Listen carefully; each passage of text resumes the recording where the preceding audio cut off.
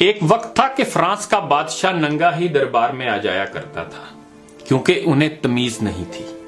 وزراء اور مشیر دربار ہی میں پردوں کے پیچھے پیشاب کر دیا کرتے تھے۔ اسی بدبو کے خاتمے کے لیے پھر مصنوعی خوشبوؤں پر کام کیا گیا۔ پورے یورپ میں نہانے کو کفر سمجھا جاتا تھا، اسی لیے یورپ کے لوگوں سے سخت بدبو آتی تھی۔ ڈنمارک کا دارالخلافہ کوپن ہیگن ہے، آج بھی اس شہر کے کئی گھروں میں نہانے کے لیے حمام نہیں ہے۔ روس کے لوگ بھی صفائی پسند نہیں تھے۔ مشہور سیاح ابن فضلان نے لکھا ہے کہ روس کا بادشاہ بھی پیشاب آنے پر مہمانوں کے سامنے ہی کھڑے کھڑے شاہی محل کی دیوار پر پیشاب کرتا۔ چھوٹے اور بڑے پیشاب دونوں کے بعد کوئی استنجا نہیں کرتا۔ ایسی گندی مخلوق میں نے نہیں دیکھی۔ اندلس میں لاکھوں مسلمانوں کو قتل کرنے والی ملکہ ایزابیلا ساری زندگی میں صرف 2 بار نہائی۔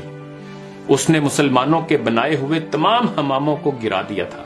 مسلمان ہر روز نہاتے تھے، اس لیے اسے جسم کی یہ صفائی اچھی نہیں لگتی تھی۔ اسپین کے بادشاہ فلپ دوم نے اپنے ملک میں نہانے پر مکمل پابندی لگا رکھی تھی۔ اس کی بیٹی ایزابل دوئم نے قسم کھائی تھی کہ شہروں کا محاصرہ ختم ہونے تک داخلی لباس بھی تبدیل نہیں کروں گی، اور محاصرہ ختم ہونے میں 3 سال لگے، اور غالباً اسی گندگی کے اثرات کے زیر اثر وہ مر گئی تھی۔ یاد رہے کہ یہ عوام کے نہیں، مغرب کے بادشاہوں اور حکمرانوں کے معمولات تھے جو تاریخ کے سینے میں محفوظ ہیں۔ جب مسلمان سیاح کتابیں لکھ رہے تھے، جب ہمارے سائنسدان نظام شمسی پر تحقیق کر رہے تھے، ان کے بادشاہ نہانے کو گناہ قرار دے کر لوگوں کو قتل کروا دیتے تھے۔ جب لندن اور پیرس کی آبادیاں 30 اور 40 ہزار تھیں، اس وقت اسلامی بادشاہ کی جانب سے فرانس کے بادشاہ لوئس چہارم کے پاس بھیجے گئے نمائندے نے لکھا کہ بادشاہ کی بدبو کسی بھی درندے کی بدبو سے زیادہ متفن ہے۔ اس کی ایک لونڈی جس کا نام مونٹیا سبام تھا، بادشاہ کی بدبو سے بچنے کے لیے اپنے اوپر خوشبو ڈالتی تھی۔ فرینچ پرفیوم بہت مشہور ہیں، اس کی وجہ یہی ہے کہ پرفیوم لگائے بغیر پیرس میں گھومنا ممکن نہیں تھا۔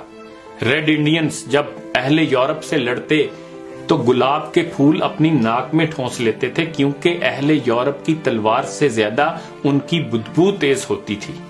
فرانسیسی مورخ دریبار کہتا ہے، ہم یورپ والے مسلمانوں کے مقروض ہیں، انہوں نے ہی ہمیں صفائی اور جینے کا ڈھنگ سکھایا، انہوں نے ہی ہمیں نہانا اور لباس تبدیل کرنا سکھایا۔ جب ہم ننگے دھڑنگے ہوتے تھے، اس وقت وہ اپنے کپڑوں کو زمرد، یاقوت اور مرجان سے سجاتے تھے۔ جب یورپی کلیسا نہانے کو کفر قرار دے رہا تھا، اس وقت صرف قرطبہ شہر میں ہی 300 عوامی حمام تھے۔ ڈنمارک سے محمد اسلم علی پوری لکھتے ہیں کہ میں اپنے ایک یورپین دوست کے گھر بیٹھا تھا تو میں نے اسے بتایا کہ یہ تمہارے قالین بھی مسلمانوں سے آئے، یہ کافی جو ہم پی رہے ہیں یہ بھی مسلمانوں سے آئی، یہ الگ تھلگ باورچی خانہ بھی عورت کے پردے کے پیش نظر مسلمانوں نے بنایا، یہ باتھ روم اور شیمپو وغیرہ بھی ہمارا ہی تحفہ ہے، یہ ہسپتال اور آپریشن بھی ہمارے ابوالقاسم الزہروی کے ذہن کی تخلیق ہے، سائنسی اور دوسرے علوم بھی ہم نے تمہیں دیے۔ اس یورپی نے ہنس کر پوچھا کہ پھر ہمارا کیا ہے؟ تو محمد اسلم علی پوری نے جواب دیا کہ تمہارے پاس اس وقت علم ہے، اس کے حاصل کرنے کا تو ہمیں حکم ہوا تھا، پہلی وحی کا پہلا لفظ ہی اقرا یعنی پڑھو تھا۔ ہمیں ہمارے پیارے نبی حضرت محمد صلی اللہ علیہ وآلہ وسلم نے فرمایا تھا کہ علم حاصل کرنا ہر مرد اور عورت کا فرض ہے۔ تم خوش قسمت ہو کہ تمہارے پاس علم کا خزانہ ہے، تمہیں ہم سلام پیش کرتے ہیں۔ جب ہم علم حاصل کر لیں گے تو ہم بھی انشاءاللہ دنیا میں ترقی کر جائیں گے۔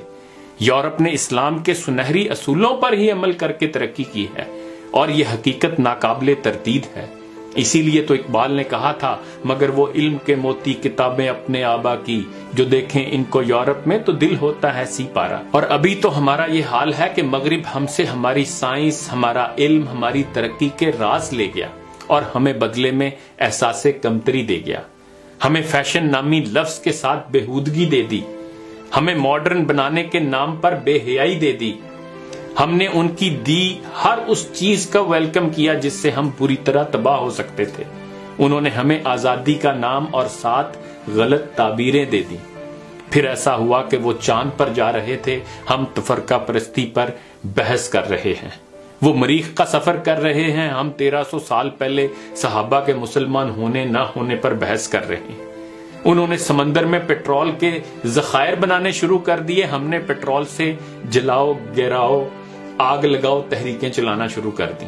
انہوں نے ادب میں ایسے شاہکار تخلیق کرنے شروع کیے جو افکار بدل دیں، تو ہم نے لب و رخسار، چائے کی پیالی اور کالج کی لڑکی جیسے موضوعات تک ہی اپنے ادب کو محدود کر لیا۔ انہوں نے قرآن کو اپنی تحقیق کا حصہ بنا لیا اور ہم نے اچھے قیمتی غلاف بنانا شروع کر دیے اور طاق کی سجاوٹ کے مقابلے شروع کر دیے۔ انہوں نے عمر فاروق کی سادگی اپنا لی اور ہم نے قارون کی عیاشی کو اپنا مقصد حیات بنا لیا۔ جب وہ اپنے بچوں کو زندگی کی حقیقت اور تاروں پر کمندیں ڈالنا سکھا رہے ہیں، ہم سکول، کالج اور یونیورسٹیز میں رٹے لگا کر فرسٹ، سیکنڈ اور تھرڈ پوزیشن لینے کے گر بتا رہے ہیں۔ اہل دانش سمجھتے ہیں کہ آئندہ جنگیں میدان جنگ میں نہیں، کلاس رومز میں لڑی جائیں گی، اور آج ہم اپنی نئی نسلوں کو مادیت پرستی کی بھٹی میں جھونک کر صرف پیسے کو ترقی اور کامیابی کا استعارہ قرار دے رہے ہیں۔ وہ اپنے بچوں کو جینا سکھا رہے ہیں اور ہم ایک دوسرے سے جیتنا سکھا رہے ہیں۔ جب وہ شیکسپیئر اور گوئٹے کے کلام کو الہامی اور روحانی کلام ثابت کرنے کی کوشش کر رہے ہیں، عین اسی وقت ہم اقبال کو مشکل اور فرسودہ قرار دے کر اپنے نصابوں سے فارغ اور پھر کمال ہوشیاری سے دیس نکالا دے رہے ہیں۔ حالانکہ اقبال مشکل نہیں، دراصل ہم تاناسان ہو گئے ہیں۔ اقبال نے بھی ٹھیک ہی کہا تھا کہ تیرے صوفے ہیں فرنگی، تیرے قالین ایرانی، لہو مجھ کو رلاتی ہے جوانوں کی تاناسانی، اور تجھے آبا سے اپنے کوئی نسبت ہو نہیں سکتی کہ تو گفتار وہ کردار، تو ثابت وہ سیارہ، گنوا دی ہم نے جو اسلاف سے میراث پائی تھی، سریا سے زمیں پر آسمان نے ہم کو دے مارا۔